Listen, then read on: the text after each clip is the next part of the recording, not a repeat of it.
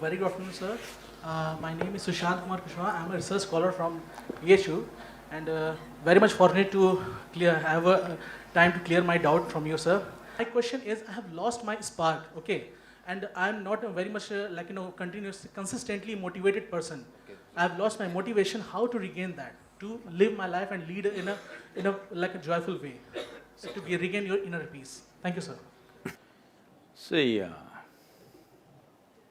the nature of life is such… Please sit down, it's okay.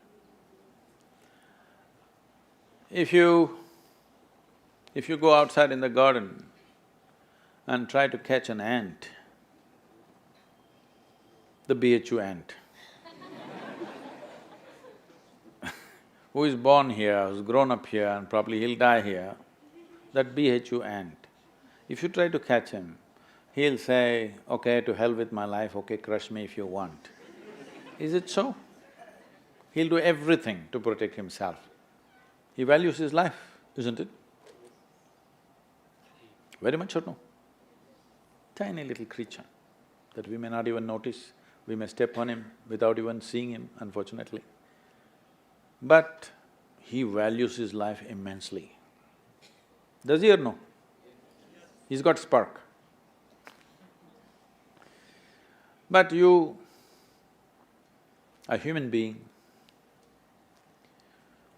at least on this planet, you're the peak of evolution, physiologically at least. Yes? If other behavioral aspects, if we may have questions but physiologically at least, the most evolved creature on the planet. What the most evolved creature on the planet means is, it has the most complex neurological system and it has the highest level of cerebral capability. That means you can think, you can remember, you have memory. You have a very vivid sense of memory and a fantastic sense of imagination. An ant doesn't have such a vivid sense of memory, nor does he have any great imagination. He has some. But he has a presence of mind about the life that he is living. Because the education systems that you're going through right from kindergarten level is such that it is about everything except you. It's about everything else. Somebody is PhD in tourism, somebody is PhD in biotechnology, somebody is PhD in something. Nothing about this. How does this function? There is no attention at all. A human being functions. You know, you have a Kala Bhairava temple here. What this means is, a human being exists in three times. He lives because of the richness of his memory. How rich is your memory determines what you will do and what you will not do right now, isn't it so? So memory is important, the present experience is important, and how vivid is your imagination for tomorrow is very important. Right now the problem is, these things have all gotten mixed up because discipline of faculty has simply not come. Nothing has been taught to our children that there needs to be… Discipline means people think English kind of discipline, walking like this like idiots. Discipline of faculty is not there. Because of this, your own mind turns against you. What happened 10 years ago, you still suffer? Hello? What may happen day after tomorrow, you already suffer? Because there's no discipline of faculty.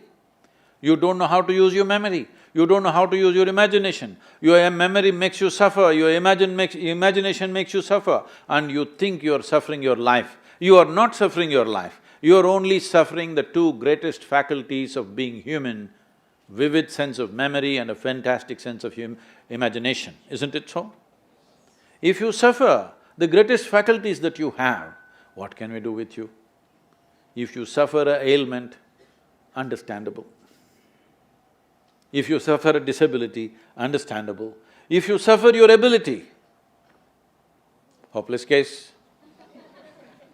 Yes or no? You're suffering your capabilities. If you're suffering your disability, it's all right. You're suffering your capabilities.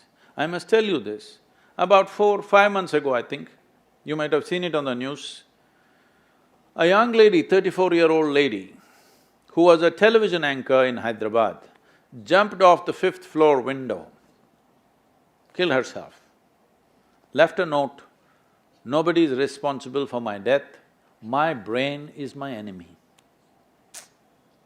How many million years it took to get this brain to this size, and now it becomes your enemy? She articulated this, but this is true with almost 90% of the human beings. They are suffering their own intelligence, isn't it? If you take away half their brain,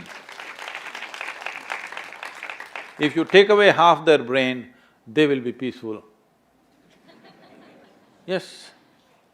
And that is why a whole bunch of idiots are going about saying that the ultimate goal of life is peace of mind. Such people will only rest in peace.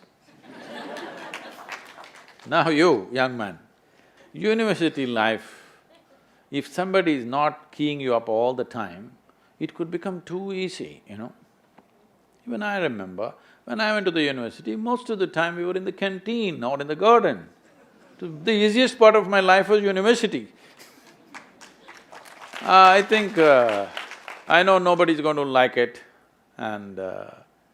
but I think this university time must be shortened unless somebody is producing something brilliant. They must be chucked out within 3 to 4 years' time, everybody. If they're doing something very focused and very intense, they must stay. Otherwise, see, this is all I'm telling all of you young people. Do whatever the hell you want in your life, but you must be intensely focused on something. If you're not investing in anything, your life, it will just go waste. Because as I told you in the very beginning, one basic ingredient of your life is time, and this is just going away. Already you're 2 hours closer to your grave since I came here. Yes or no? 2 hours closer to Manikarnika.